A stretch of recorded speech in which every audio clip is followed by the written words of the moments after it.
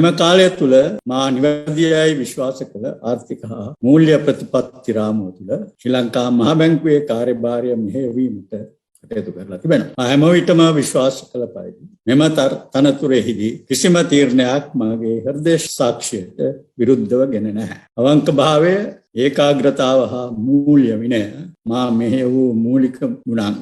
මා නිවැරදියයි විශ්වාස කළ තවමත් විශ්වාස කරන වසර 45ක විශ්වවිද්‍යාල ජීවිතයේදී දිගටම මගේ ඉගැන්වීම් මෙහෙය වූ දේශපාලන ආර්ථික මතවාදය ආර්ථික විද්‍යාඥයන් අතර දැනට සිටින සුළුතර පිරිසකුයි විශ්වාස කරයි. මහ බැංකුවේ සිටින අති විශාල උගත් පිරිස පිළිබඳවත් එහෙමයි.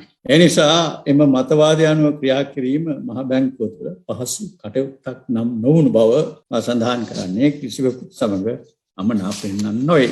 2021 අයවැය කතාව සමග අපි රජයේ ආර්ථික හසුරුවන ප්‍රධානීන් කරපු කතා සම්බන්ධයෙන් අධ්‍යයනයක් කරා. මොන වගේ ප්‍රතිපත්තිද, අදහස් මොනවද, මුදල් කොහොමද වෙන් කරලා තියෙන්නේ? එහෙම කරාම තමයි මේ චිත්‍රය පැහැදිලි වෙන්නේ.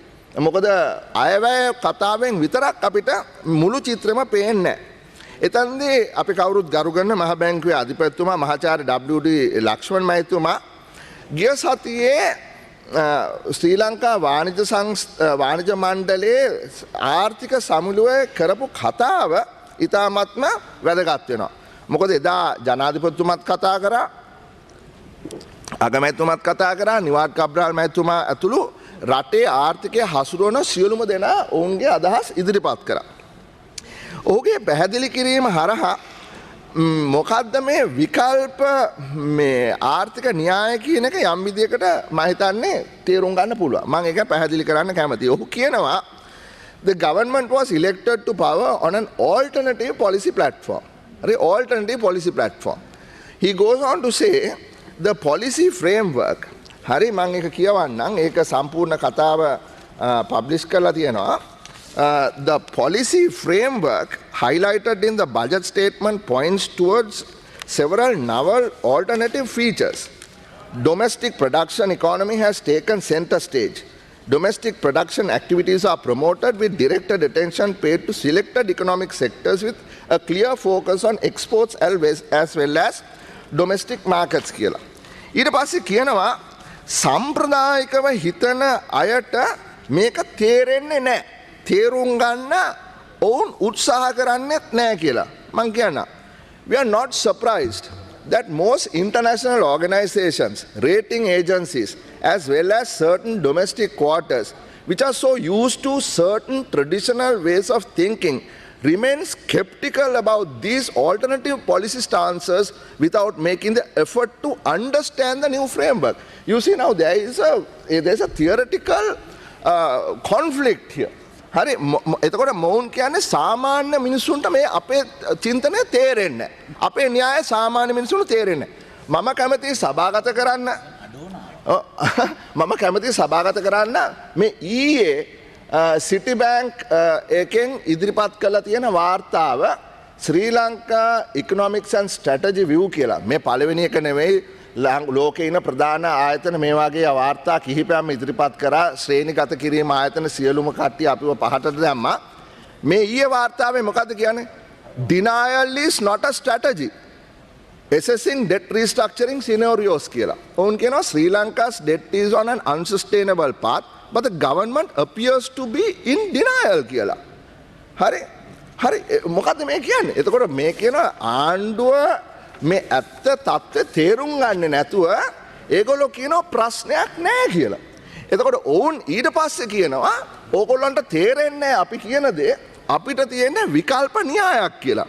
ඉතින් ඒ නිසා මේගොල්ලෝ කියනවා but we do not see a credible strategy from the government to achieve sustained debt repayment capacity despite their verbal quote willingness unquote. හරි?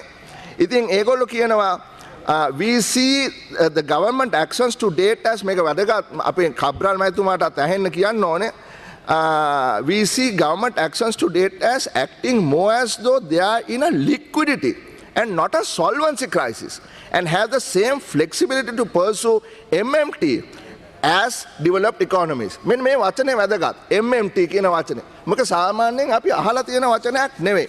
මම පැහැදිලි කරන්නම් ඉදිරියේදී මම මේක සභාගත කරනවා හැන්සාට් ගත කරන්න කියලා. ඒත් එක්කම අපි මේ සභාව ඇතුලේ මේ රටේ විකල්ප න්‍යායක් ගැන කතා කරාට මම ආයෙත් සභාගත කරනවා ඊයේ අපේ ජාත්‍යන්තර බැඳුම් කර ද්විතීයික වෙළඳපොලේ මිල 127යි ඇමරිකන් ඩොලර් වලින් 7.27 2021 කල්පිරණ බැඳුම් කරේ ඒ වගේ අනිත් ඒවත් ඉහළ අගයන් අරගෙන තියෙනවා මම ඒක සභාගත කරන්න කැමතියි. එතකොට මෙතන න්‍යායාත්මක ගැටලුවක් තියෙනවා. මෙතන සාමාන්‍ය ඔය ට්‍රැඩිෂනල් කියන කට්ටිය විශ්වාස කරන දේ මේ ඕල්ටර්නටිව් කියන කට්ටිය විශ්වාස කරන දේ අතර ගැටුමක් තියෙනවා. ඒ ගැටුම නිර්මාණය වෙලා තියෙන නිසා තමයි ලංකාවේ ආර්ථික වැඩපිළිවෙල ඉස්සරහට යන්න පුළුවන්ද බැරිද කියනක පිළිබඳව ඍණාත්මක අදහස් මතුවෙන. එතකොට මොකද්ද මේ කියන්නේ? මේගොල්ලෝ කියන්නේ කොවිඩ් වසංගතය නිසා අලුතෙන් හිතන්න වෙලා තියෙනවා. අපි කවුරුත් ඒක පිළිගන්නවා.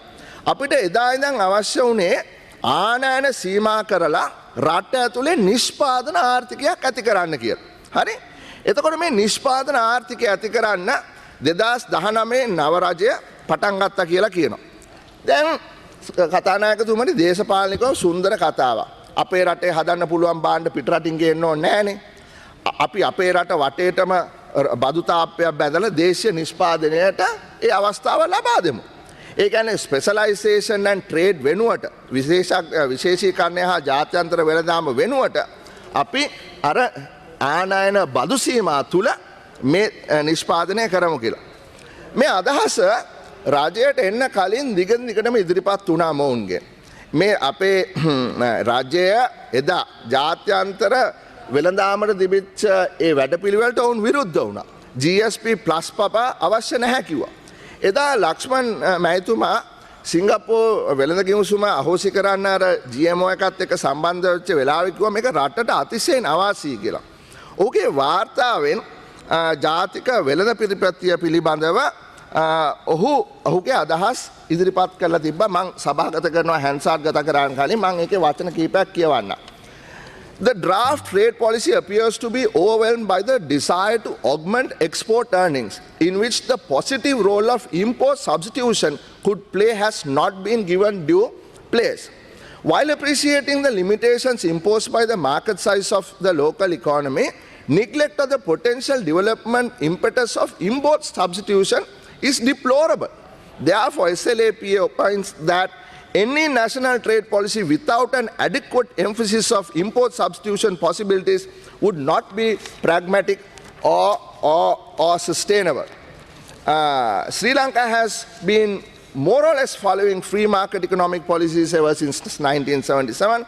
It is the position of SLAPE that free market prescription itself was a cause for the present economic ills of our nation. Further increased dosage of the same medicine could yield catastrophic outcomes කියලා මෙතුමා කියනවා. ඉතින් මම හිතන්නේ මේක පැහැදිලි අපි මේ ගමන් මග විනාශ කරන්න යන ක්‍රියාව.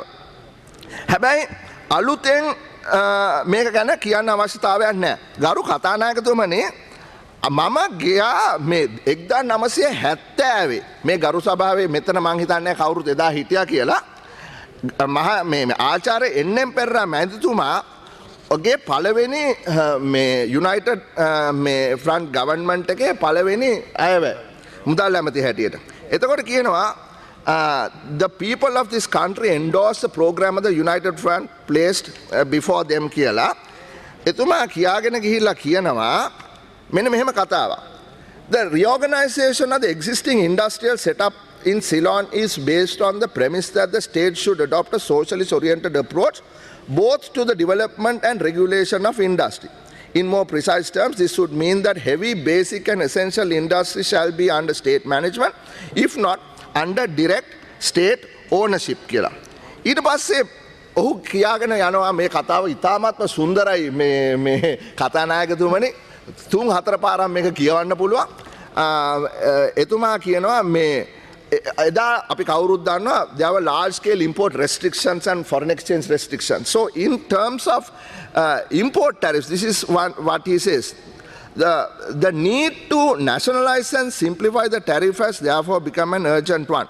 The proposed tariff provides free or nominal rates of duty for basic consumer items that enter into the cost of living and for the basic industrial raw materials as well as most important items of machinery and agriculture and industry. Above the rate bands would be a fixed a standard rate of 60% කියලා. හරි එතකොට මේ උත්සාහ කරන්නේ මොකක්ද? මේ උත්සාහ කරන්නේ එදිනෙදා අවශ්‍ය භාණ්ඩවල තියෙන රේගු බදු අඩු කරලා මේ සමාවෙන්න මේ ඉන්ඩස්ට්‍රි වලට කාර්මික කරණයට කරන ඒවා රේගු බදු අඩු කරලා මේ ලක්ෂරි අයිටම් කියන ඒවා රේගු බදු වැඩි කරලා ඒ වැඩපිළිවෙල අරගෙන යනවා. එතකොට එදා නිෂ්පාදන මේ ආර්ථිකයේ සමාජවාදී දේශපාලන ව්‍යුහයකින් දැක්කේ. නමුත් මේ ආණ්ඩුවේ සමාජවාදය ගැන දැන් අපිට කතා කරන්න හැකියාවක් නැහැ. නමුත් 77 වෙනකොට ඒ ප්‍රතිපත්තිය රටට අහිතකර බව මම නැවත කියවුවා. රොනීද මැල්මැයිතුමා 1977 නොවැම්බර් මාසේ 15 වෙනිදා මේ සභාගමේ අනිත් සභාගමේ කරපු කතාව ඔබතුමාලා හිටියා. ඔබ එතකොට එතුමා විස්තර කරනවා කොයි ආකාරයටද එදා ඒ දාපු සම්බාධක නිසා මේ දේශීය නිෂ්පාදනයක් කරන්න ඕනේ කියලා හිතේ තියාගෙන රට වටේට බදු තාප්ප බැඳලා වෙච්ච දෙයින් ජනතාවට උනේ මොකද්ද කියන එක පිළිබඳව ඔහු ඊ타ත්ම අගනා ලෙස සඳහන් කරනවා. මට වෙලාව නැති නිසා මම ඒක කියවන්නේ නැහැ. හැබැයි එදා ඔහු ඉදිරිපත් කරේ ආනයන ආදේශන වෙනුවට අපනයනය මේට නැඹුරු ඒ වැඩපිළිවෙල. දැන් අපි කොයි වෙලාවෙත් එක දේවල් කියනවා වෙනුවට පොඩ්ඩක් ගැඹුරෙන් සාකච්ඡා කරලා හොයලා බලන්න ඕනේ ලෝකෙ මොකද්ද වෙලා තියෙන්නේ කියලා.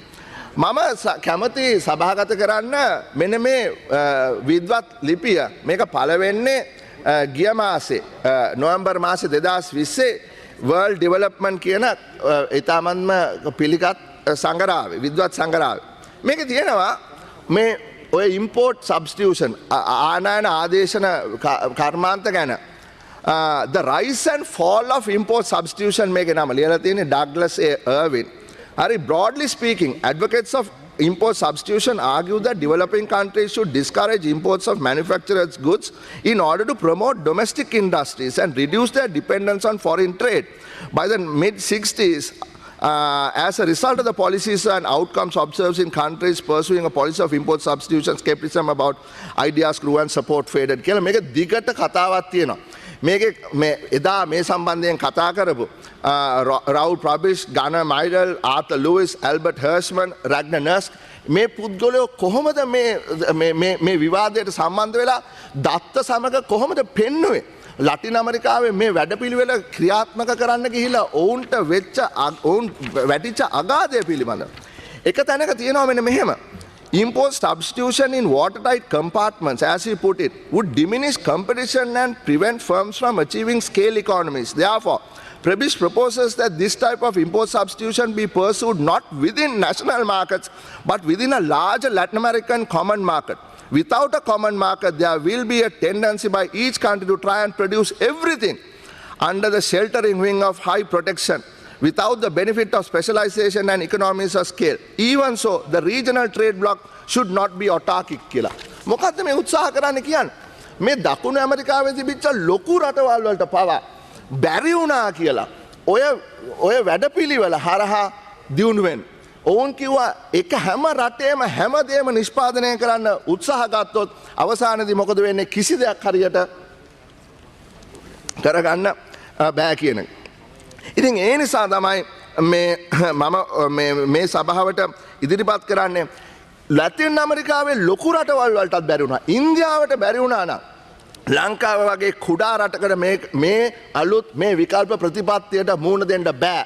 මේ විකල්ප ප්‍රතිපත්තියෙන් වෙන්නේ අර 1970 ආචාර්ය එන්.එම්. පෙරේරා ගෙනාපු වැඩේ සහ 77 ඒ කට්ටියට වෙච්ච වැඩේ. නමුත් ඒක දේශපාලනයට වඩා රටේ මිනිස්සුන්ට වෙච්ච දේ තමයි අපි කල්පනා කරන්නේ.